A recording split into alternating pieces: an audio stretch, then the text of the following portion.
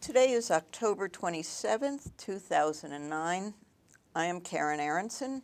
We are talking with Lester Thurow, the former dean of MIT's Sloan School of Management and one of its best-known economists, who has helped make economics accessible to wide audiences through a multitude of books, articles, newspaper columns, and talks.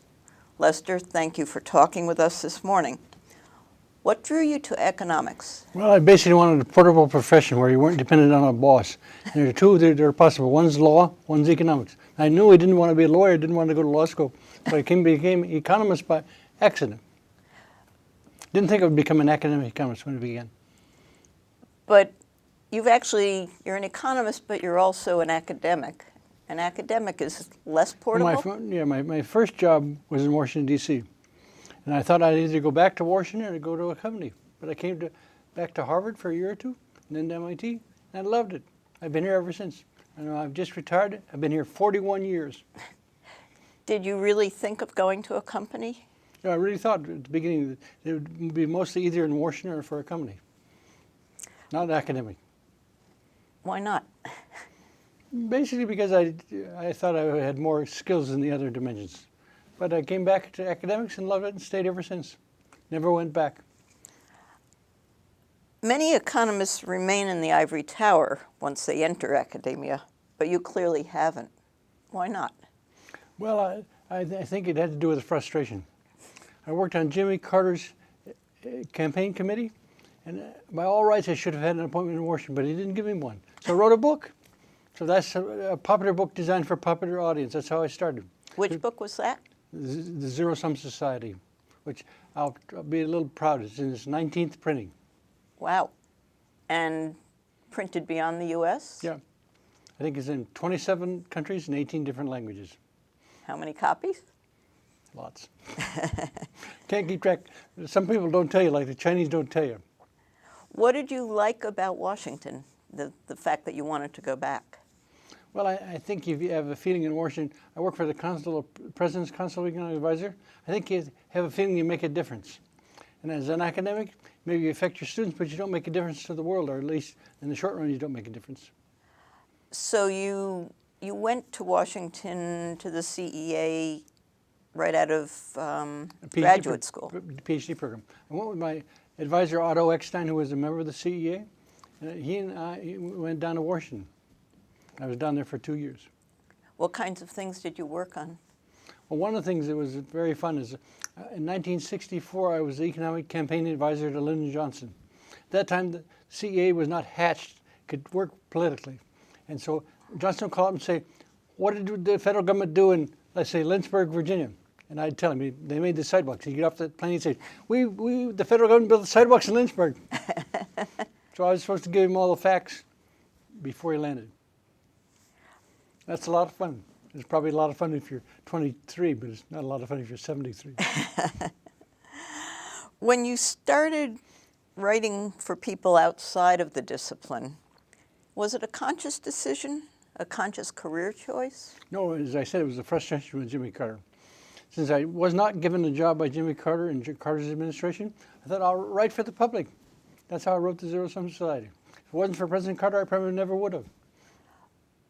But writing for the public, did you think it would affect policy, or what about writing for the public? Well, I thought in the long run you'd affect the kind of the general tone of the country. Mm-hmm. You'd have some impact on the system. How did you come up with the topic for that book? I don't know. It's a long time ago. I've forgotten. Well, basically, remember, Carter had, at the end of his administration, he had a period of zero growth. The question is, how do you get out of it? So there's some society is, how do you get out of a period of zero growth? And the answer is, you have to go down to go up. Mm-hmm. That was a tight time economically for the country. Right. But instead, President Reagan got elected. Right. But you didn't try to go back into government then. Well, I would not go back under a Republican, or would not be asked. But when Democrats came along, I basically wasn't interested anymore. I did work for Bobby Kennedy in 1968, but then he was assassinated. When you started writing, did you know you would be good at it? No, you got to try and see. I was surprised when it sold. You know, if you're a novice writer, they publish a book first in paperback, and then if it's a good book, they publish it in hardback. This was first pushed in paperback, later in hardback, and then back to paper. So I thought maybe your being an undergraduate at a small liberal arts college meant that you had written a lot, even though you... Probably means you've written a lot, but writing, I think, is one of the things that's changed. Because the only way you learn to write is like basketball. You have to shoot 1,000,000 baskets, you have to write 1,000,000 papers. And high schools just don't require that anymore, because the teachers don't want to grade them. So the only way you write well is write a lot, over and over again. Did your first book feel like that? I mean, did you find you were writing pages again and again, or did I it read just everything come out of at you? least 3 times. You do? Yeah. How long does the first draft take? Well, it depends on what the book is. Uh-huh. There are 2 ways to write a book. One is you have an idea for a book and you start off from scratch. Probably that takes at least 2 years. The other way is you write academic articles and you look back and you say, hey, if I put these together and rewrote them, they'd be a book. That way you maybe have half the book written, have to rewrite that half, but that way you can do a book in maybe a year. So you've done both ways. Both ways. I think on average I've averaged a book once every 3 years. Do you feel like you've been able to have greater impact on shaping policy and the economic direction of the United States and the world because of your writing? Well, a little bit, but not much. Do you think anybody has? Probably not much. Let's back up.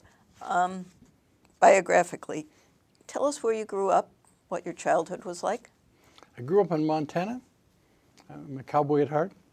And then when I was in high school, the big hero in my neighborhood was named Casey Tibbs, who was the world champion cowboy. He had a purple Cadillac. I remember in gold letters he had another name. It says Casey Tibbs. We all wanted to be Casey Tibbs and chase cows. But you end up going to college, and you learn that that's not the way to be successful. The way to be successful is to do something else. So gradually you started doing something else. Were you a good student in... I was always a good student. Good student in high school, good student in college, good student in graduate school. Were your parents or anyone in your family academics in any way? Well, slightly. My mother was a teacher, high school teacher of mathematics. My father was a Methodist minister. Uh-huh. So that's pretty close. Did you like math as a child? I did. But you didn't think of becoming a mathematician? No. Now, one of the things my mother did, she also taught the deaf. So she could lip read. So one of the things she did in class is that she could tell when girls in the back of the room were talking to each other. Now, she didn't hear them, but she could lip read. She'd say something to make them know that she knew what they said. And they thought she was a ghost. Could read minds, because they knew she couldn't hear. Were you interested in politics as a child? Not really. No. I don't That think came later. I don't think anybody in Montana was. Probably it came in 1959 and again in 1960. I had summer jobs in Washington, D.C., working for politicians. In 1959, I worked for a Montana senator by the name of Metcalf. In 1960, I worked for the Democratic Study Committee, writing a campaign brochure that basically would help congressmen get elected. This was by the time you were in college. Right, 59, 60, summer of 59 and summer of 60. And I graduated in the spring of late spring of 1960. What brought you east to college? Or what brought you east? You know, Horace Greeley is wrong. He says, go west, young man, and get your fortune. He should say, go east, young man, and get your education. The best colleges are in the east. Did you have friends who thought that, or your family? How did you know that? Or I think my family knew that. At that time, Harvard had probably the reputation of being the best university in the world, or the best university in America. And Williams College was always very good. And how did you choose Williams? Well, we chose Williams because my mother, when she was teaching, saw an advertisement on the board for Williams College, apply now. So I applied and got in and went. First time I've ever been east of Chicago when I went to college. And you can tell how the world has changed. That time we went by train. I think ever after that we went by plane. But the first year was by train. Your whole family came out? No, just me. Just you. You had some kind of special fellowship there? I had a Ting Fellowship in Williams, which is one of the reasons why I went. Because in theory, it provides financial support for 7 years of education. 4 years at Williams and 3 years anywhere you like. I never used the last 3, but I could have. How many of those did they give out? One or more than one? They give out, I think, 2 a year. What, any clue how you qualified for it? Don't know. Probably because I came from Montana. At that time, colleges were interested in equal opportunity. Equal opportunity didn't mean black and whites. It meant people from disadvantaged geographic regions. So I think if I came from New York, I probably wouldn't have got it. It was only coming from Montana that led me to get it. How big had you been out of Montana before you came to Williams? No, I'd been to my grandparents' home, which is in Sioux City, Iowa. They have all of 100,000 people. I think at that time, the biggest town in Montana had maybe 50,000 people. And there were only about 3 of them. It was the first time I'd ever been to Chicago. On the way On the way to Williams, yeah. Did you get to stop and? Well, you had to stop in Chicago. You had to change train station. Right. The trains came in at the western station, they left in the eastern station. So you had to take a taxi from one train station to another. So you had a brief view of Chicago. Right. What was being a student at Williams like? Well, I think they gave, at that time, it's a better college now because it's let women in. At that time, it was all male. But the big thing about a small college is the professors worry about individuals.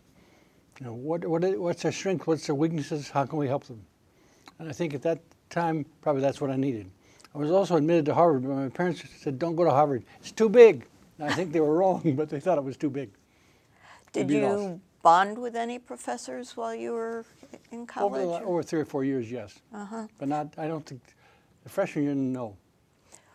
What were you studying, or what did you go in thinking you were going to be? When I first went in, I thought I'd be a medical doctor. So I took all the pre-med courses, then I decided not to be a doctor. So at the end, I was a political science major, I'm a poly-ec major, which is half economics, half politics. So that's how you got to Washington for the summers. Right. And what did you do after Williams? After Williams, I was a Rhodes Scholar at Oxford. So I spent 2 years in England, which I had a great time. And then came back to Harvard for a PhD program. Right, so you got to Harvard eventually. Right. So at Oxford, you were probably that's the right combination. The Williams and then Harvard, not the opposite. You earned a degree at Oxford in philosophy, politics, and economics. Right. Did you actually study all 3 subjects? Or I studied all 3 subjects. But what you did is, because I did economics in undergraduate, you did a B.Phil in economics. And you put them together as a politics, philosophy, and economics. The reason you did it is because at that time, nobody in England did a graduate degree. There were no English students. So if you did a graduate degree, you were all with foreigners. So if you want to be with English students, you had to do an undergraduate degree. Interesting. You know, they did doctorates called B.Phils, but Yeah. at that time, there was no coursework. You could just write a thesis. And were there doctorates in economics or something? I mean, Yeah, people can get a doctorate in economics, but just by writing a thesis. There were no courses. If you could have embraced multiple disciplines as a graduate student, would you have? In other words, you say at Williams you combined politics and economics. At Oxford you And philosophy. sort of did both. No, I think economics was a good choice. Because It's proved to have, it's not portable in the sense I had lots of different employers, but it's a profession where you can basically set your own agenda. You decide what you want to do, what books you want to write. Now you have to teach classes, but that's negotiable. As to what classes you teach. is economics taught very differently in England than it is here? Or was it when you were studying? Yes, because here you do it by courses. There you do it by, your tutor gives you a list of readings for the next week, and you write a short essay about those list of readings. And you come in and you present the essay verbally to the tutor, he criticizes it, and then you do again a group of short readings. He gives you a group of short readings to do, and then you write another essay. So there's a lot of writing. Did that experience shape what or how you taught here once you became a professor? Oh, I think it probably did. In what way do you think? Well, Oxford is probably big on the Socratic method, where you basically have a teaching in a class by asking questions. I still use that technique. So if you're in my class, 1/3 of the grade depends on how well do you answer the questions I ask. And occasionally I do cold calling. Ask people questions when they don't put their hand up. That sounds like business school or law school. Yeah, it is. What areas of economics did you focus on for your doctorate? I was a macroeconomist. At that time, in 1962 to 64, when I wrote my PhD thesis at Harvard, people were worried about unemployment. So I wrote a thesis on unemployment. Will unemployment ever disappear? And of course the answer is yes. Now it's back. You have any ideas about the current high rate, or do you think it'll just go away as the economy recovers? Well, I think it'll go away as the economy recovers, but with a lag. Probably unemployment will go up to about 10.5%. It's now a little bit below 10, because the unemployment goes up after the economy starts recovering. So probably we won't see the peak of unemployment until the middle of 2010, a year from now. Or 9 Are months. you or other economists confident about when it'll come down? It's going up a little higher than people Yeah, well, expected, I think. I think Lord Keynes taught us some lessons. That is, you can't overstimulate. And then, Bernanke graduated from here at MIT. He's the head of the Federal Federal Reserve Board.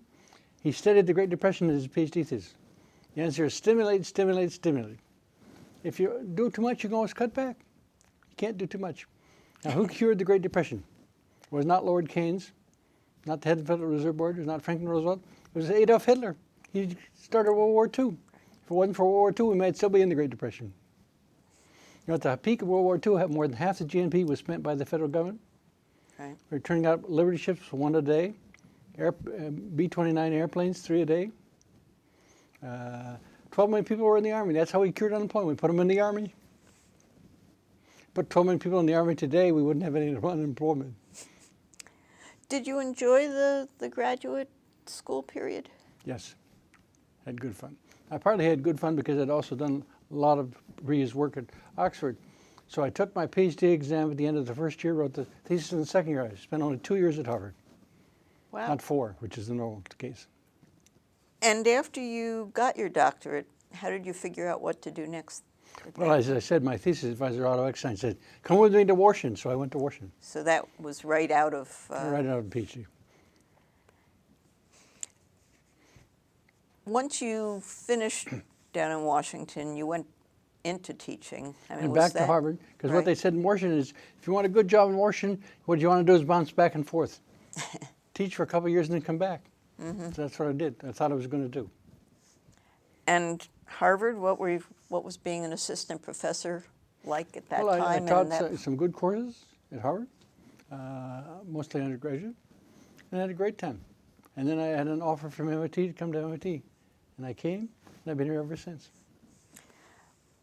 What were your first impressions of MIT when you arrived in 1968, I believe? Yeah, that's correct. I think MIT has changed. The big place has changed. It has a lot more women than it used to have. It always had some women, but it had very few. Now it has maybe 30, 40%. That's the biggest change. The negative change is, I think people are worse at writing today than they were 30 years ago or 40 years ago. Yeah. Because high schools, they just don't make you write.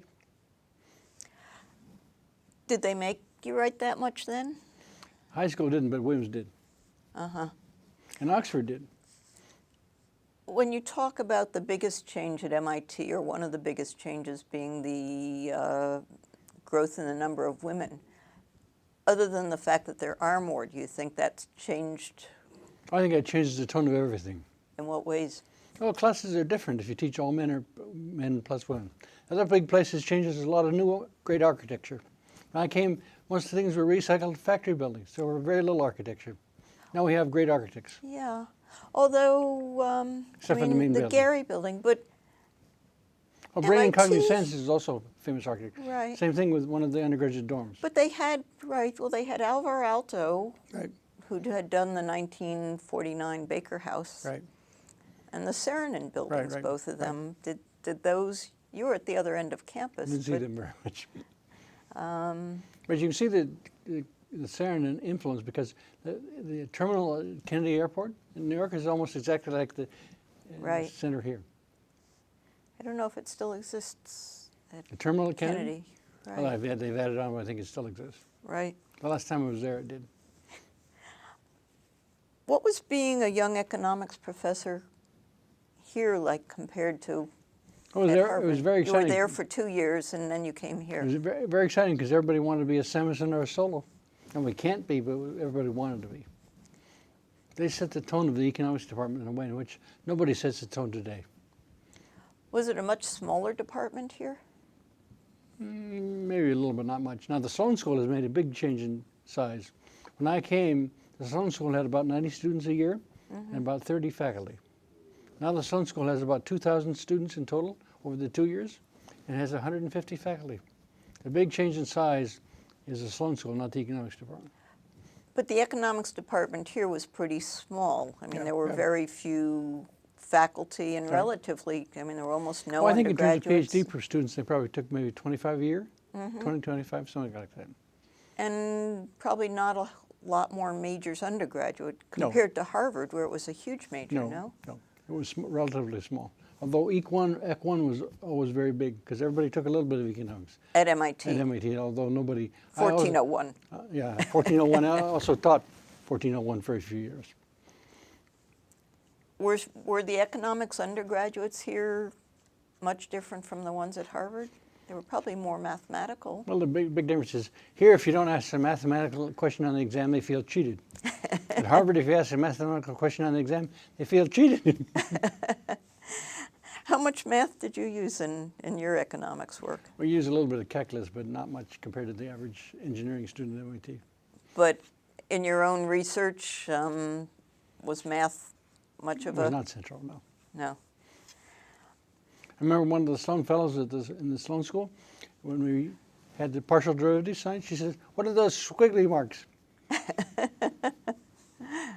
And you said We explained to her what the squiggly marks meant. they didn't require a certain level of math to be admitted. No, but if you didn't have the right number of math, you had to take a review course. But the Sloan fellows didn't have to take it. Ah, and this was a Sloan Fellows. Sloan fellows, I should say. When you came here, you said everybody wanted to be a Samuelson or a Solo. Was it a close department? It really wasn't Well, I very think it big. was because at that time in the faculty club, we had an economics table. Everybody came and sat at the economics table. And we learned what Samuelson and Sloan thought about the world. Did you find that interesting or Well, overpowering? No, I think it's fascinating. It's fun to watch great minds think. You know, it's like, I've forgotten his name. What's the head of Microsoft? Gates, Bill Gates. Bill Gates comes and gives a speech once a year at MIT because he says, if I give a speech, students will come to Microsoft. Now, what do the students come to see him for?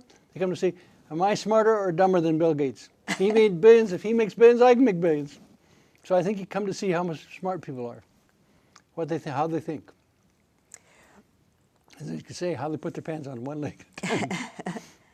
Was it a generally a group where there was a lot of give and take, or was it mostly Samuelson and Solo holding No, I think forth? there was a lot of give and take. They were also willing to listen as well as talk. Did they mentor people? Probably Solo more than Samuelson. But everyone wanted to be a Samuelson. When history's written, maybe 200 years from now, the only economist in MIT who will be remembered is Samuelson. The rest of us will all be forgotten. Maybe, maybe not. You had a joint appointment when you came, with one foot in the economics department and one foot in the Sloan School. Was that hard? No, I just mentioned you divided your teaching. You did part of your teaching in economics and part of your teaching in Sloan. Now, since I've been dean, I've really moved. Technically, I still have a joint appointment, but I've really moved entirely into the Sloan School. So all my teaching, since I quit being dean, has been Sloan teaching. What was the difference in what you did in the teaching for one versus the other? Well, I think the big difference is that in economics, everybody wants to be like you. I want to be assistant professor, associate professor, professor. And in Sloan School, nobody wants to be like me. Nobody wants to be a professor. They want to be a business person, businessman or businesswoman. So you have to teach very differently. You've got to teach with relevance. I remember when I was dean at MIT, at the Sloan School, some group of students came in and said, so-and-so is not teaching us relevant material. He's too academic. How can you be too academic at an academic institution? The answer was he wasn't teaching. This is how you've got to remember when you teach Sloan Schools, you're not teaching economists, you're teaching people how to use economics. They're going to be business people. So using economics is very different from producing economics. Were you still teaching macro for the most part, or? I think my whole life here I've taught macro. As an I taught in the economics or in the Sloan School. Now, in the Sloan School, I taught both micro and macro, but it's basically macro. Now, in the last 3 or 4 years, and especially since I've been retired, I still teach, but I teach special topics. Anything I like. Such So, as? like climate change. Ah, the economics of? Or? Economics of climate change. Should we have nuclear power? What are the pros and cons? Mm-hmm. Did it offend your sensibilities at all to think that you had to tilt your economics teaching in a more practical way? No, because you have to recognize what they want to be. They don't want to be you. They want to be a business person and be important. Do you think? They want to be the Henry Ford, so to speak. Do you think he knew any economics? Probably not, but he knew a lot of engineering. Now, one of his grandsons went here at MIT and studied economics. Was a Sloan Fellow. Did they come? Do the students coming to the Sloan School know much economics by the time they come in? Have most of them taken it as undergraduates? Almost all of them have taken it as undergraduates. But there again, they have to do a review course because maybe we don't let people in the Sloan School unless they've had 3 years of business experience. They may have forgotten their economics. So they come and they spend 2 weeks getting up to speed, and they take microeconomics first. So when I teach them, when I taught them in the second semester, they already had a semester of economics. Yeah. Did you find you were doing it in different ways, or did they say, gee, this wasn't what I learned undergrad? No, you quickly learned you have to do it in different ways. Because the difference with Sloan School students is they will rebel. They'll say, he's a lousy teacher. And one of the things I take very seriously is at the end of the year, students fill out a report card on the professor. I don't read the report card when I get it, which is usually, let's say I quit teaching in May, I get the report card in June. I don't teach till next January. I read it the next January. What mistakes did I make last year that I can correct this year? What were some of the things you learned along the way or did differently along the way as you We learn responded? little things. This is relevant, that's not irrelevant. But you really learn what turns the students on. What do they like to hear? And what turns students on? I mean, Things they think can be useful in business. any that come to mind specifically, things that popped up along the way? Well, like one of the things we do in the current course is we talk about the recession. If you work in capitalism, you will have recessions. Like I say to the students, how many recessions has the U.S.? Now, recession is 6 months of negative growth. How many recessions has the U.S. had since World War II? You know the answer? 12. Capitalism comes with recessions, like elk have horns. Capitalism has recessions. How do you deal with it? How do you deal with downturns? Everybody will have a downturn. Nobody is continually up. That's one of the problems in General Motors. In the 1930s, automobiles were taking off. So General Motors had no negative quarters until the recent ones. Even in the 1930s, they could sell cars. Did you discuss with the students then, after you talked about this, whether there were ways to plan around it for a business? In other words, Oh, absolutely. Did you find they were interested in this stuff? Well, I think by now, the students who take economics say it's relevant. When 40 years ago they said it's irrelevant. And do you think that's, in the current climate they're feeling that, or did they feel this 5 or 10 years ago when things were going well? I think both. Yeah. Now, at the moment in the Sloan School, everybody's worried about getting a job. Because if you ask who the biggest employers are, they're investment banks and consulting firms. They're both not hiring. So everybody's a little bit worried about getting a job. And what I tell them is that 5 years later, nobody can tell the difference. If you graduate in a bad year, 5 years later, opportunities will come along. But that's a very hard message to sell. And you have to look at it at the time. How did you come to be dean of the Sloan School? You have to ask the people on the committee.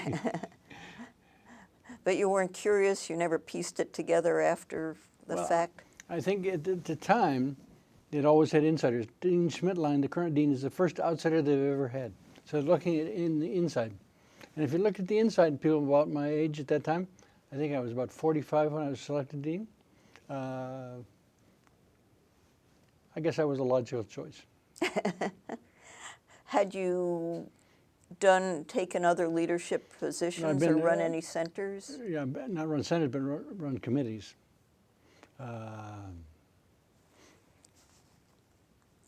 Any that stick out?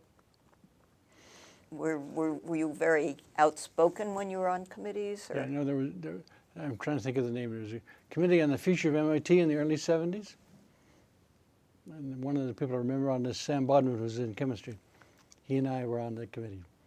And that lasted for whole years. It was headed by a mathematician. Mm-hmm. Where does MIT go? Because at that time, the Draper Lab was part of MIT. Remember, the Draper Lab was probably doing things that were too specific. They were doing Viet Cong sniffers. How do you sniff out the Viet Cong? Right. And there was a lot of anti-war sentiment. So this wasn't the Pounds Commission on the defense labs. No. This was subsequent to Subsequent, yeah. Now, And I should Sam- say something yeah. about Dean Pounds. Yes. When I first came here, he was dean of the Sloan School. And he pulled out of his desk, when I came here from Harvard, pulled out of his desk plans for a new business school where the parking lot is. And only 4 years later, they're building a new business school. He said, when you come here, you'll have a new business school. When I leave here, there'll be a new business school. Have you had a tour of how far up is Well, I think they're up at the building? top, but they're still very rough. We're scheduled to move in the fall of 2010. I'm looking forward to it. Were there any objections to the school having two economists in the row? Abe Siegel, I guess, was an three, because economist. you had Glenn Urban, and then you had Dick Schmalzek. But they followed you. Yeah. But I mean, by the time you came along, No, I don't think No? so. I don't think so. nobody said we should be having more businessy people, less economics. I'm not sure that economists consider labor economists economists. And Dave Siegel was Which a labor Abe was, economist. Yeah. right. Were you surprised when you were asked to be dean? I was actually surprised, yes. Who reached out to you, and what was the conversation like? I've forgotten what the conversation was like, but basically it had to do with Paul Gray, the president. The president offered the job. Mm-hmm. And he was president when I became dean. And Although when I ended up, Chuck Vest was president. did you have any thoughts about saying no? Probably not. Very few people will say no. Actually, my friend Henry Rosofsky at Harvard says almost nobody who's asked to be a dean says no. It never happened at Harvard. It probably very seldom happens at MIT. Uh-huh. Did you find that the pace changed, that the job changed, what was The big expected? thing that changes is you quit getting gossip. When you're a professor, you get all kinds of gossip. When you're dean, nobody tells you the rumors of what's going on. It's certainly a less portable job than being a professor That's or an true. economist. That's true. But it also has less information. You have to go out and dig out the information rather than have it come to you automatically. So if you were taken by surprise in a sense, did you come in with an agenda, or how did you figure out what you wanted to do as dean? Well, by that time, I'd probably already been here, maybe 15 years. Mm-hmm. Well, longer than that, because I became dean in 94. 87 to 93, Right, 87, so I came here in 68, almost 30 years. right? And Basic agenda was to change the curriculum, because at that time you did a first year required courses, and the second year you did what you liked. So we changed the curriculum to basically you have to do some required courses in the first semester, and then you do what's called a deep major the second, third, fourth semester. But you basically have 3 semesters when you get to pick your courses. is this sort of the Oxford style, let them have more freedom? You don't Or? have more freedom, because they know what they want, what they need, more than I do. It's a Do you bit think of- that's true, Sure, it's a bit of necessarily? chutzpah. As business people, yes, because they've had 3 years of business experience. Uh-huh. You know, what do I need to get ahead? You didn't have any of them coming in right out of college? No. By the time I was dean of the Sloan School, there were nobody who was right from college. Even from MIT, we made it. You go away and spend 3 years working and then come back. Do you think it ought to be like that in other professions? Probably Go out not. and work? Probably Yeah. not. Because in engineering, as a young person, you learn the new things. Mm-hmm. So there's a real advantage to being young. In business, you have to be a little bit wise. So you have to have some experience. Because you don't manage machines, you manage people. Mm-hmm. How do you, The trouble with a 22-year-old who graduated from college coming into business school, he thinks you just tell people what to do and they do it. And if you tell people what to do, they don't do it. So as dean, how did you figure out what you wanted to do? Did you tell people what to do, or did you? The question is, how do you indirectly persuade them? Now, one of the things that's central to the whole thing is organizational behavior, which is how do you motivate people to do what you want them to do rather than tell them what you want to do. Economists think you can just tell people what you want them to do. You were talking about how much the Sloan School had grown during your period of deanship. Was it obvious that that was going to come next, or did that No, take some thinking and persuading? It took thinking and persuading, but basically it was obvious you needed it, because if you graduate 100 a year, you don't meet each other. Now, business school students need to meet each other. You know, Once you're out in once the you're world. out. Yeah, it's like having a few whales in the ocean. They can't meet each other and have babies. You want business students to have a network out there. The strongest thing Harvard Business School has is a network. Network occurs because you have people. So you got to have lots of people to have a network. If it was that obvious, why hadn't it happened before? Probably because until that time, MIT thought of itself as an engineering school with some add-ons. They didn't think of themselves.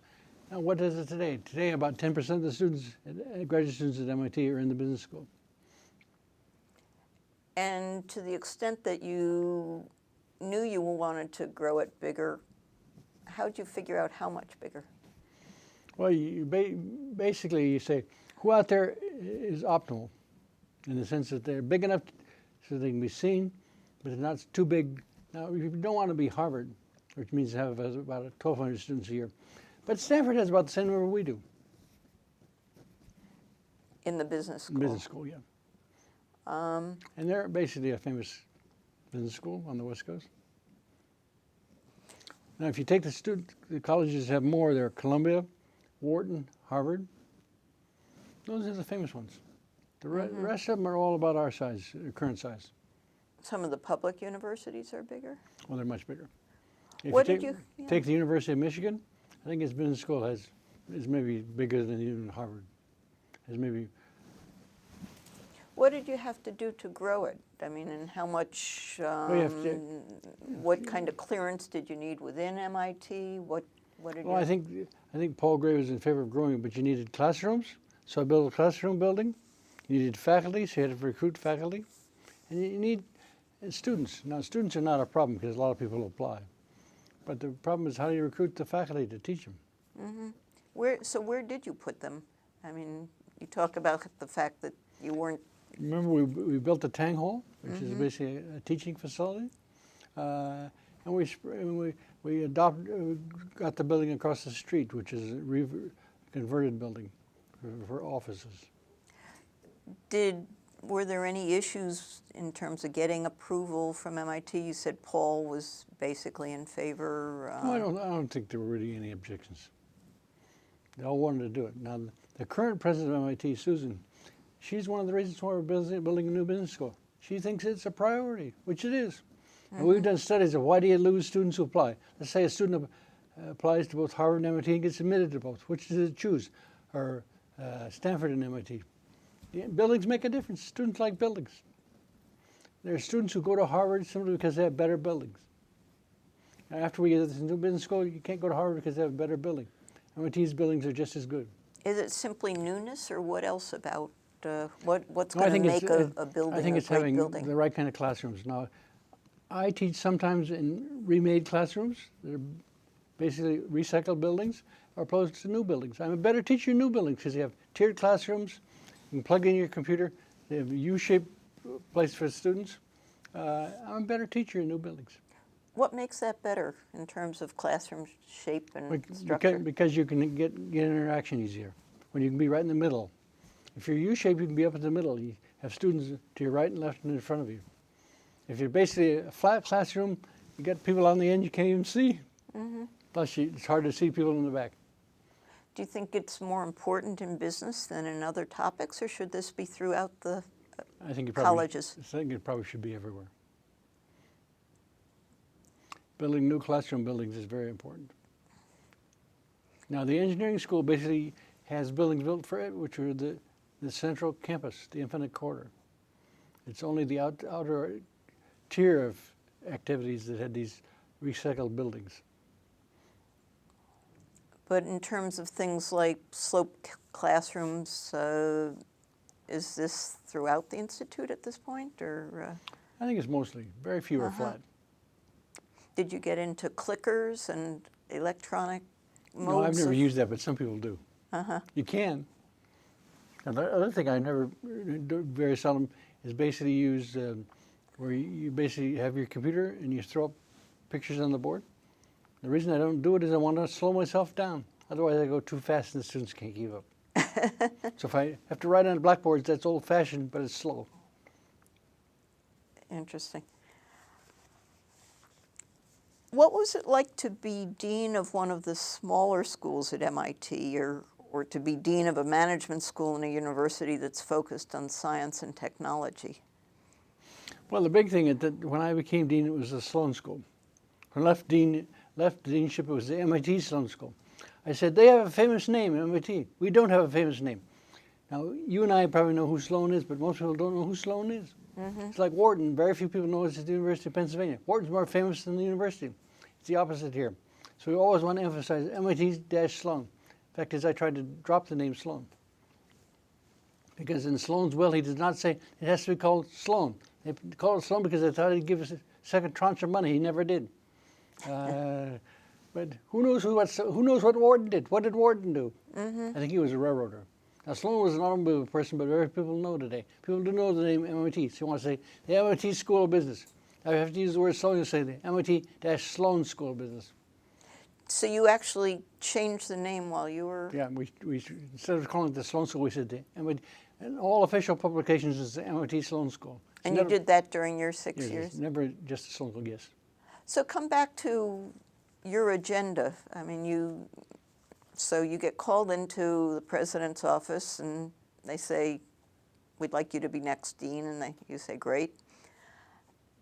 Then you say, gee, I've been a professor of economics, what do I want to do? Or do you call in all the professors and say, what should we do? Or how do you go about I think you have to, in the academic world, you have to call on professors and say, what should we do to make the Sloan School more famous, or the MIT Sloan School more famous? So that was one of the questions. Why, how much were you aware that it wasn't that well known, or? Well, because you could go out in business and say, do you know most people didn't know the Sloan School. They knew MIT, but did not know the Sloan School. Where was it? And you can survive if you're Wharton, because Wharton, as I said, is more famous than the University of Pennsylvania. Right. But you can't survive it. Now, most schools these days are named. Like the University of Chicago Business School has a name. Yeah. I don't even know what the name is. Right. So you wanted to change the name, to grow the school, change the curriculum. Did those changes sit well with all of the people within Sloan? No, there are some people who objected, but today they all love it. What were the objections? Do you recall? The objections were, especially among economics colleges, was this is not rigorous enough. We want to teach economics, not how to become the intelligent user of economics. You can always hire an economist if you're a business person. So somebody will give you good advice. How do you know which is good advice, which is bad advice? That's what you have to know. You don't have to be an economist yourself. Yeah. So you say was it doubled or more than doubled the? More than doubled. We basically went from about 250 students a year over the 2 years, not a year, but half of a year, to a little over 2,000 students. So it was almost a factor of 10. In how long a period? 6, 7 years. Wow. And how much hiring were you doing then? Lots of hiring of faculty. What was that like? That was hard. First, we have to offer money, but what we said to junior faculty is, you have to get tenure. So we'll give you let's say a full professor teaches two classes a semester over the course of the year. An assistant professor teaches one. So come here and you'll get tenure somewhere because you'll have time to do research. So we cut the teaching load of the assistant professors, and we tried to pay the highest salaries we could. Now, I should tell you the story about the hardest thing to hire is accountants. Because who wants to do a PhD in accounting? And you can work for accounting firms and make a lot of money without a PhD. So there's a woman from Stanford who graduated with a PhD in accounting. Everybody wanted her. We offered her a job, Harvard offered her a job, Wharton offered her a job. At that time, I think assistant professors made salaries about $50,000. Harvard hired her for 110. We offered 90, not enough. But that's the market. Now, economists are cheap. Accountants are not. I had some documents in my office when I was dean that said about 10% of the faculty come and complain about their salary. So my doctor would say, what field are you in? What's your teaching like, good or bad? And so I could tell people what their salaries were. I never changed any salaries, but I could tell them. And what's your gender? Because females at that time made more money than men for the same rank and same experience. Why was that? Because there were very few of them. Well, one of them. Were you under pressure to hire women? Well, there was a general pressure in the air, not a specific pressure, but a general pressure. Now, what I would say to faculty is, you can't hire anybody, but if you find a woman who fits your requirements, you can hire her. Lo and behold, they could find one. Any other categories where that applied? We did the same thing on blacks, but it was very unsuccessful. There just aren't that many blacks who get PhDs in business subjects. You can't make something out of nothing. And women, how successful were you in finding them? In some fields, we were very successful.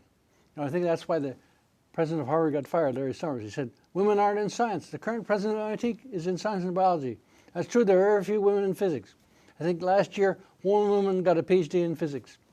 But At MIT? No, in the whole country. Really? Yeah, the whole country. But biology is full of them. Chemistry has quite a few. So it depends on what field you talk about. Same And thing, within business, what areas? organizational behavior has quite a few.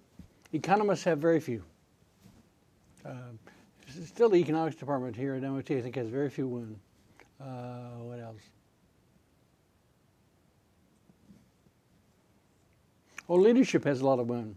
The current head of leadership at MIT is a female. As the department began to grow, were there any growing pains? Well, one of the big differences is you don't know everybody. When I first came to MIT, and as long as I was dean, I knew the name of everybody. Now, today I go into a meeting and I don't know the name of half the people. Now, it's partly because I'm not a dean, so I don't make an effort. But the fact is, it's just bigger. There's just more people. Was there a camaraderie at the Sloan School or within the Sloan School think when you so. first joined it? Yeah, because very small. Now, one of the things people do these days is like the economics department, the economics, finance, and accounting has lunch together at least once a week Within the Sloan School? within the Sloan School. So we get to know each other. But there are people whom I don't know, don't recognize, who are also in the Sloan School. So how big a group of you is that? I mean, are we talking about 10 or 20 or Finance, 40? accounting, Economics, finance, and accounting was it? probably 20. As I said, there are about 150 faculty members in the Sloan School in total. And there were how many when you started? Probably 25. Wow. Was there anything else you wanted to do with the Sloan School or thought needed to be done that you weren't able to accomplish or that you didn't finish? No, I don't think so, because basically I quit when I said my agenda is done. Time to have somebody else. Plus the fact that you have to quit after a while, because otherwise you can't go back to being you either have to go up and be a university president, or you have to go back to being a professor, and you're just way too long. Were you tempted at all by the idea of becoming a Never wanted to be a university president. why not? It just didn't excite me.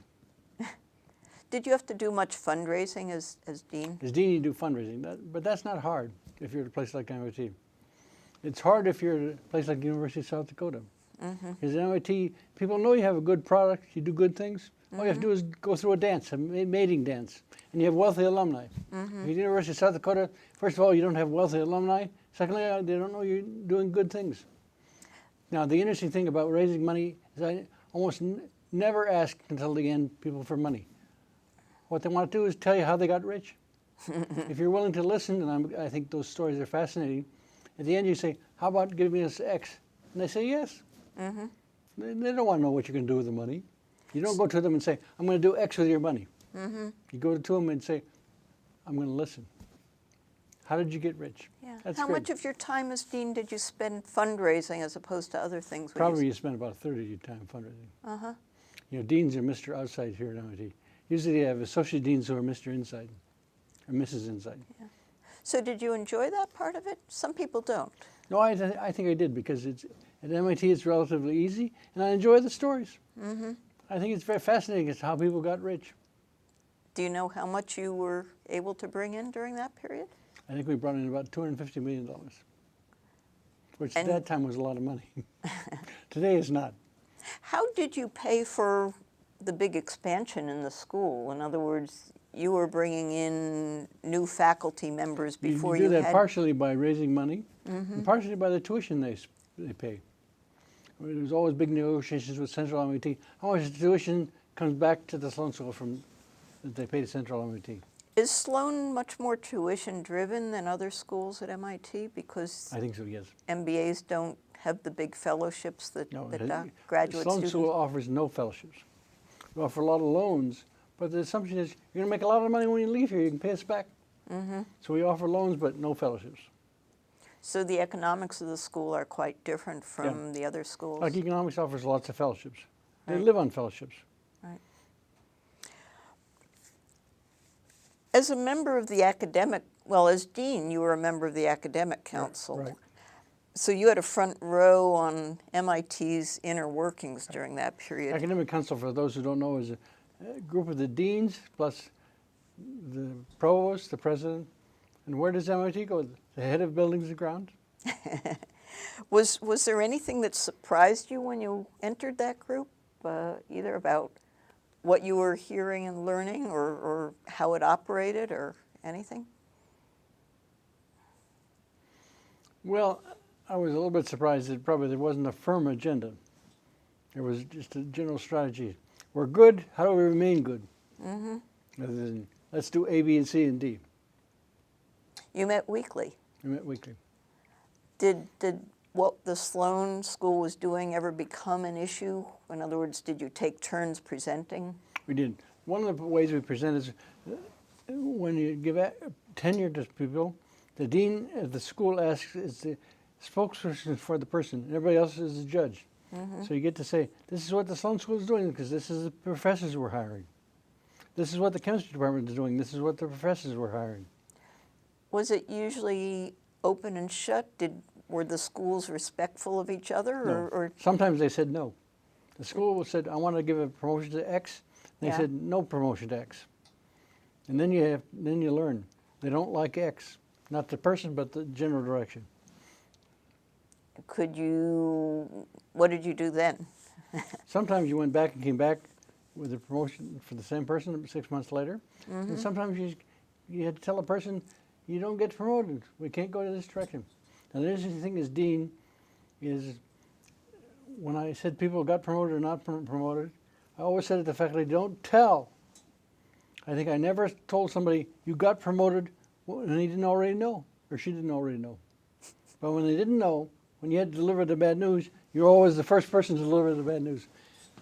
Rumors only work one way. They only work for positive news, they don't work for negative news. What do you think were the biggest and most important changes for the Institute during that period? In other words, not the 41 years with the more women and so forth, but... Well, the biggest probably change at MIT, they had, visible changes under President Vest. That's when he started building all these new buildings.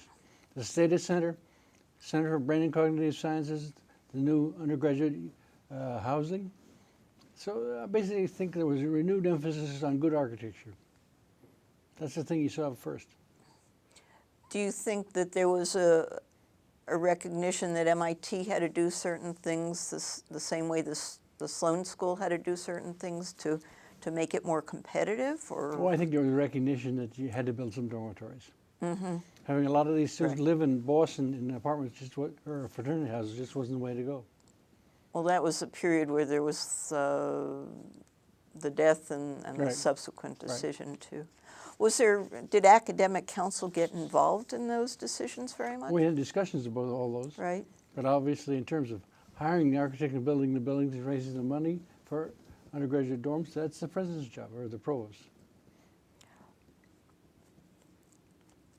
Were there any things you recall that really were matters of great controversy within that group, or did things pretty much get put on the table and you all agreed? I don't think there were a lot of controversies. I don't remember any great controversy. Why not? Because it's a good place to begin with, and you want to make it a better place. Everybody agrees in that. It's good, but let's make it better. But you didn't have different priorities or different styles, or did everybody simply say engineering is going to always be the Well, priority? I think it was live and let live. Engineering gets to make most of its decisions unless they make bad ones. Science gets most to make more. Two big schools are engineering and science. Then you get the Sloan School, then you get the little schools, humanities and architecture, Right. and city planning. Let's talk a bit about economics and economics policy. You've sometimes been critical of the discipline and the profession. What do you think of where it is today? Probably economists have less influence in Washington than they almost never ever had. Do you really think I that? really do. Because if you say under Obama, who's important among the economists, the answer is nobody. If you said it under Lyndon Johnson, the answer was Walter Heller. Mm-hmm. If you said it under John Kennedy, you could say who the important people were. Charlie Schultz. Even under Eisenhower, it was an important CEA. I think the CEA is probably, Council of Economic Advisors is probably less important today than it's ever been. But you don't think that even with the economic crisis that the country has faced in recent years or last year, that any economists have the ear of the president? Well, now you have a head, basically an economic advisor in the White House, which is Larry Summers, Secretary of Treasury. You didn't used to have anybody in the job that Larry Summers now has. The head of the CIA was the chief advisor to the president in economics. It isn't today. It is not today. But is that a structural issue you're talking about? In other words, so here's an economist he's listening to. It's not that he's not listening to an economist? Well, I don't know. Somebody has an important job, whether it's listened to or not listened to. You got to be there to know. Yeah. And you don't think the head of the CEA, I mean, Christine No, Romer. I think the head of the Fed is more important than he used to be. That partly has to do with Alan Greenspan raising the level, Yeah. and Paul Volcker. Now, Bernanke now is a key advisor, even though he was appointed by a Republican president. Well, I wonder if it's more important than used to be, or whether it's a matter of being perhaps less independent. In other words, In the CEA?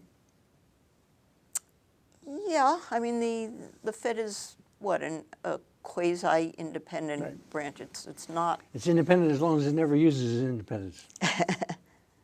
Do you think that's been true since it was set up, or Mostly. in the last? Because if the Fed Post-war knows era? that if a president says, I really want you to do X, the Fed has to do X. Otherwise, the president says, I will go to Congress and take away your independence. And then Congress will always vote with the president because the Fed has no constituency. Now, Bernanke got his degree here at MIT. Right. So, I mean, one interesting thing is that while he isn't chairman of the CEA, he is an economist, Right, and he does have influence. and he does have a voice, a big voice. I mean, I guess the other big voice might be the head of the Treasury, Head certainly. of Treasury and economic advisor Larry Summers. Like if you take the CEA, used to be you always could give the three names. Today you can't say, who's the chairman of the CEA? Christine Romer, Right. right? I know, but An MIT grad, yes. I know, but the average person I don't think does know. No, the other two are. Who knows? So, do you think that whatever the structure is, that economic policy is being made inappropriate, that the policies themselves are what they ought to be? I think we've learned a lot of things from the Great Depression. We're probably doing more or less the right things. The question is, should we do more? Should we have more stimulus? Not less. And you would say? Do more. I would Yeah. be with Lord Keynes. You can't do too much, because you can always cut back if you do too much.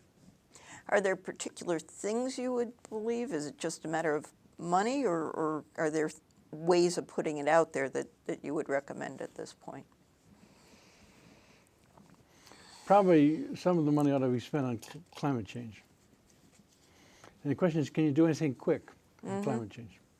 Like if you take the issue of nuclear power, that's important in climate change. But we aren't having a real debate. Should we have nuclear plants or not have nuclear plants? We haven't opened a new nuclear plant in, what, 20 years? Something like that. In your economic studies, did you look at the nuclear issue? And Right. One of the things I teach in my class, special topics, is climate change and nuclear power. Wind energy, solar energy. And what do you say? What do you do? Where do you come out on all of that? I'm in favor of using it because you have to go back and think about the realities.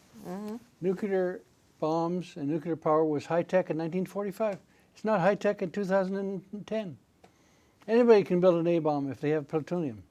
Anybody can build a nuclear power plant. They know how to do it. So you have to say things have changed in 50 years. What used to be high-tech is no longer high-tech. What kind of structure do your classes, say your climate change class, do you say, let's look at the economics of each of these one by one, or how do you, I have readings they have to do for each class. right? And then we have discussion and questions about the readings in the class. And are they mostly on the economics of these things, or the political economics, or Mostly on the economics, because that's why I teach is economics. is there good work on this stuff? Yeah, I think so. Have you done a book on this topic?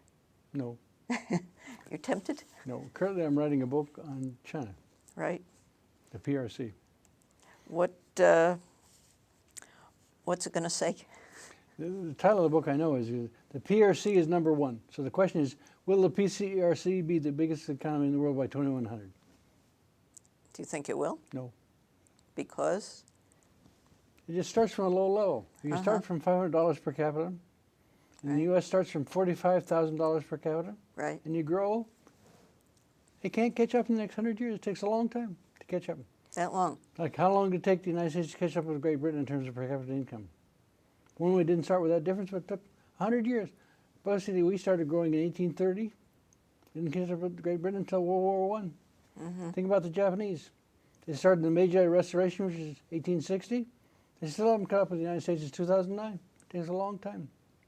Do you think the pace of catching up, though, has changed because technology moves No. out more quickly? Well, maybe technology moves a little more quickly, but it still takes a long time. Just as, if you take China, they're growing in their cities, but they're not growing in their rural areas. Now, 70% of the people live in rural areas. Ask yourself a simple mathematical question. Have you made many trips to China for research? I have a co-author who's Wen-Chi Wang, who's a Chinese from Shanghai, runs the Chinese Institute at the University of California, Davis. But one year I went to China 12 times. Most years I go 3 or 4 times. That's a lot of traveling. A lot of traveling. What do you do on a trip to China? 1, you read a lot. 2, you use your computer a lot. And 3, you sleep a lot. If you make a trip to China, it's about 24 hours. But once you're there, how do you use your time when you're there usually? Do you try to cross? It's a huge country. Well, you try and visit as many people as you can, but the thing to recognize is it's a huge country. And what's true in Shanghai may not be true in Wuhan. What's true in Han may not be true in Chongqing. So have you tried to move around to different parts of the country? Try to move around, but one of the things that I think was the wisest advice I was ever given by one of my students who was Chinese here at MIT was, you can't go to rural areas. 70% of the people live in rural areas. Even if you went there, they wouldn't talk to you because of the Cultural Revolution. Got to remember, China had a peculiar punishment. Being sent to the countryside was punishment. Being sent to Iowa was not punishment. So China's different. And when you go, do you talk mostly to economists and businessmen, or who do you some both. find? And just some you look. How fast are things growing? I mean, you can tell with your eye how fast Shanghai's growing. How much do you find that you're making contact with students you've met over the years? Well, quite a bit. That's interesting. One of the MIT graduates, quite a number of students, I guess some of them Sloan School students and some not, who are skilled at the kind of financial engineering that's been sought by Wall Street over the years. In recent years, though, we've heard complaints that it's financial engineering that's partly brought the United States to its knees. Do you think that MIT and Sloan have played some role in bringing us to the point we're at? No, as I said, recessions are normal. Capitalism has them. You can't blame financial engineering or anything in particular. If it wasn't X, it would be Y. And the last crisis was caused by housing. Housing prices went too high, they went down. Right. It could have been caused by something else. So you don't feel that there should be less emphasis or that it's No. anything MIT should try to... As I say, you got to understand the nature of the beast. The beast is, it has recessions. Now, communism has no recessions, but it has no growth either. And no, Russia lasted from, the Soviet Union was from 1917 to 1989. Not a single recession in the entire period of time. But no growth. Although I think after at least some of the recessions, we try to examine the economy and say, what about it wasn't working well? Well, or we never wasn't make the same working- mistakes twice. So, for example, after the housing problems of... There'll be of something the else. It won't be housing again. But part of what they did was to open up well, there were the changes in Reg Q in the 70s because the feeling was the housing market had shut down because capital wasn't flowing. And we put So now investment it banks flows. and commercial banks back together again after separating them in the Great Depression? Do you think they ought to be? Yes. You think they will be? Yes. Even though Bernanke is against it. Bernanke recommends you separate them. But the answer is there'll always be institutions that are too big to fail. Right. Do you, particularly with the failure of Enron and other companies, there was, I think, a new look at business ethics and whether or not it was taught enough. Is that something that's I don't think taught at ethics the has anything to do with the Enron problem. You don't? No. The Enron problem is they were in Houston, not in Chicago. They were a commodities firm audited as an oil firm. But if they were in Chicago, they would have been audited differently. I don't think people cheated Enron. I think Enron made some bad investments, but that had nothing to do with cheating. One of the issues right now is big salaries, oversized bonuses, particularly on Wall Street and so forth. As you think about, you've looked at income distribution issues for many years. Do you think the big salaries are a problem? And is there anything They're that probably can- surprising, Yeah, but if you say, what can we do about them, the answer is not much. you do believe that. Yeah. How can you limit them? Because if you limit X at company Y, had somebody move to a different company, make a different salary. So you already see that where in places the federal government is trying to hold salaries down, people leave. In capitalism, people get to vote with their feet. Certainly the spread in salaries in American One thing that's happening companies in income distribution that's very bad is the number of poor people is rising, the number of rich people is rising, the number of middle class people is shrinking. Now, we've always said you need large middle class to be successful. One, probably isn't true, but two, it isn't happening. Now, if you say you don't need a middle class for democracy, India has no middle class, but it has democracy. Other countries have lots of people in the middle class, but have no democracy. So you don't think you need a middle class? I think you probably need a middle class, but for economic reasons, not for political reasons. And for economic reasons, do you think, well, India's moving forward, as you say? Suppose it divides into the rich and the poor. Sooner or later, you have a revolution. The poor say, I want some of the rich, with the money they have. If you were going to write zero-sum society, well, you say it keeps being reprinted. Do you revise it at all? No, I don't revise No. You think basically what you said then holds true now? It probably isn't completely true, but I don't revise anything because revising is like regurgitating your own eating. You just don't do it. You write a new book, you let old books, if they're wrong, they're wrong. I'm old enough, people say, what's the biggest mistake you've ever made? What do you tell them? Very simple. In about probably 1992, I wrote a book saying, who would be the most successful economy in the world? I made a prediction, it'd probably be Europe. I was wrong. Now, the Europeans have a great export machine in Germany, Right. a great design machine in Italy and France, financial market in London. If you ask the Japanese, what are the 10 goods you'd like to buy most? They're all French or Italian. But they've managed to throw it away. They will not be the most successful economy in the world, despite the fact they started from the strongest position. That's the biggest mistake, if you take my books, that I've made. In what way do you think they've thrown it away? Well, partly when they reunified Germany, they said, we've got to stop inflation. You can't. Because in communism, the price didn't change for 90 years. In Russia, the price of bread was the same in 1917 as it was in 1989. Mm-hmm. So you got to let prices go up in East Germany. That causes inflation. So at that time, the German central bank had high interest rates. Now, the German central bank was, in fact, the central bank for Europe, because if they had high interest rates, everybody else had high interest rates. So they had very slow growth. And today, you say, who's growing the slowest? It's not Asia, it's not America, it's Europe. One thing you've done that most academics haven't is to write for an editorial board of a major newspaper, mm-hmm. and to be a columnist for major newspapers. Right. Can you talk about how you entered those, how those opportunities came along, how you took them, and what they were like? It's good fun to see whether you can write for a general audience, as you know as a newspaper person. Now, the way I work for the New York Times editorial board is I was on sabbatical. Where do I go? I don't want to go to another university because it's just like at home. Who wants to go to Yale? Who wants to go to Harvard? So I went to the New York Times for the year, instead of at University of Chicago or Stanford. Mm-hmm. How did you happen to make that connection? Or do you know why they came to you? At that time, for a whole variety of reasons, I was reasonably well acquainted with the people who were on the editorial board of the New York Times. Mm-hmm. Rosenthal was the chief editor. And I think Jack Rosenthal. Jack Rosenthal. It wasn't the Rosenthal that owns the New York Times. Not Abe Rosenthal. But he was the other. Uh-huh. So you actually moved to New York for that period? We moved to New York.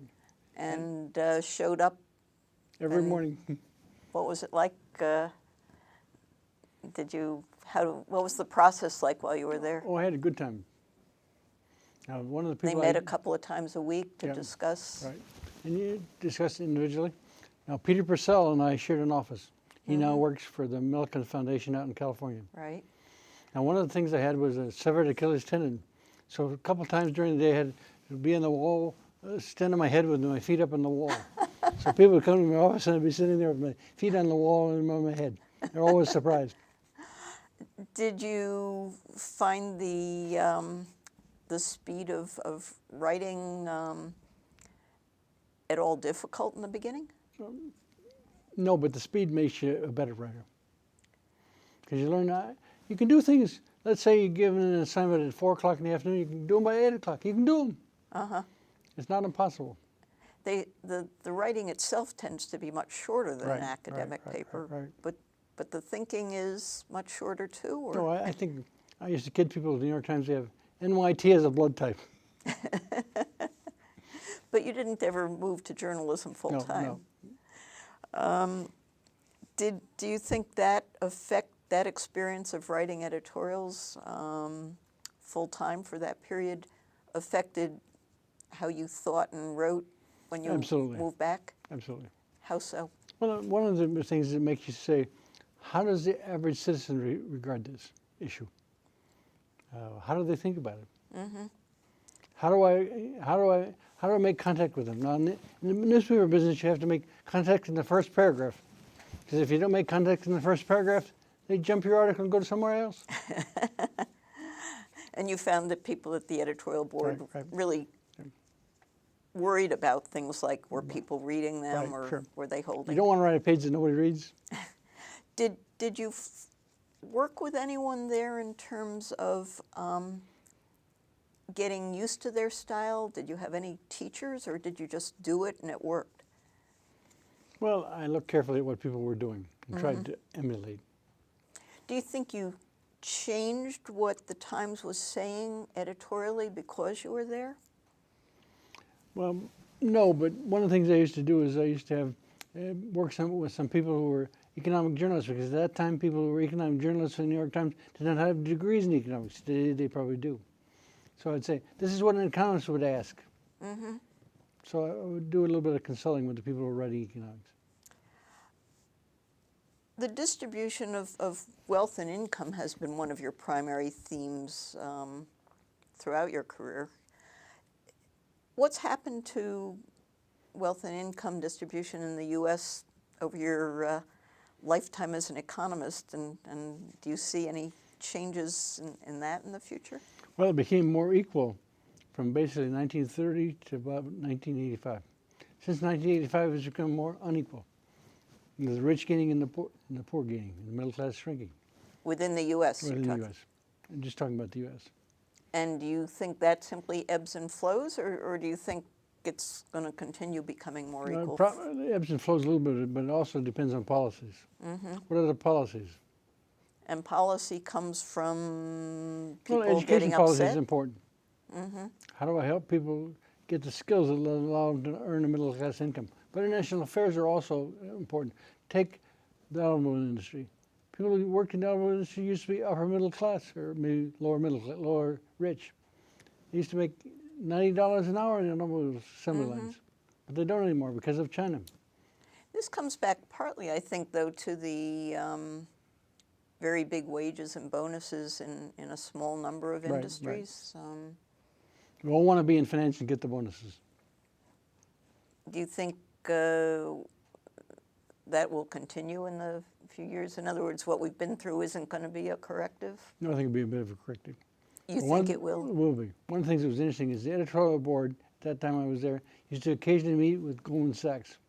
And the partners at Goldman Sachs were about the same numbers as the editorial board. But the partners at Goldman Sachs used to make maybe 25 times as much. So I used to sit there and scratch my head and say, why do they make 25 times as much as I do? Are they 25 times as smart? Well, the answer was no, but they make 25 times as much. But you were never tempted to go No. down to Wall But Street? what do they have that I don't have? Yeah? They have a different speed dealing with things. How about income distribution around the world? I mean, do you look at the balance among That's probably countries? becoming more That's equal. changed That's probably becoming more equal. and will continue to become more? Because you get poor countries like China or India that are growing rapidly, so the poor are catching up with the middle class in America or Europe. And do you think that conceivably could have an effect on American income distribution? I think it already is, because it's forcing automobile wages down. Now, I think one thing is true, maybe make this the final comment. If we come back 50 years from now, I don't think anyone will say, I work in the American economy, I work in the Japanese economy, I work in the German economy. We'll all say we work in a world economy. I live in America, but I work in a world economy. I live in Japan, but I work in a world economy. I live in Germany, but I work in a world economy. You can do that in your life. What percentage of your German car, a Japanese car? The only thing you live on that's definitely American is American house, because that's where you live.